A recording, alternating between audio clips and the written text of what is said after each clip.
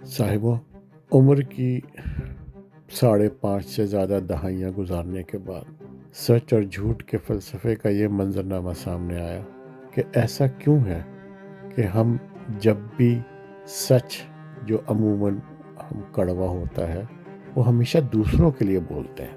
اس سلسلے میں جب دنیا کے تقریباً سارے مذاہب اور فلسفے زندگی گزارنے کے پرنسپلز اور فلسفے کی بہت گہرا مطالعہ کیا تو پتہ یہ چلا کہ سچ اور جھوٹ کی یہ ترتیب انتہائی غلط ہے۔ پتہ یہ چلا کہ اگر سچ بولو تو صرف اپنے لیے اس کا ثواب ہے، اور دوسروں کے لیے جھوٹ بولنا ثواب ہے۔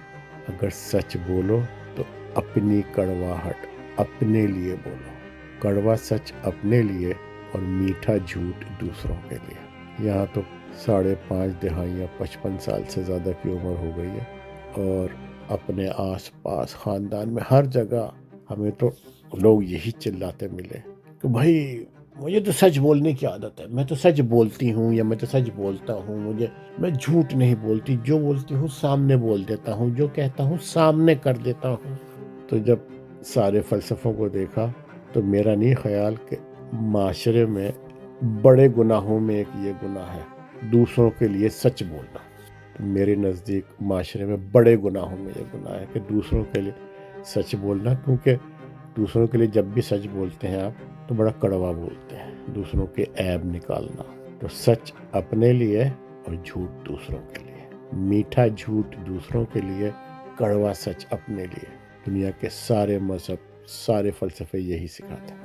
اسی لیے کہتے ہیں کہ مذہب کوئی بھی ہو بہت مشکل ہوتا ہے۔ ہمارے یہاں یہ ڈرامہ بہت عام ہے کہ اسلام تو بڑا نیچرل مذہب ہے اور یہ تو بڑا آسان مذہب ہے۔ صاحب اگر آسان ہوتا تو مذہب نہیں ہوتا۔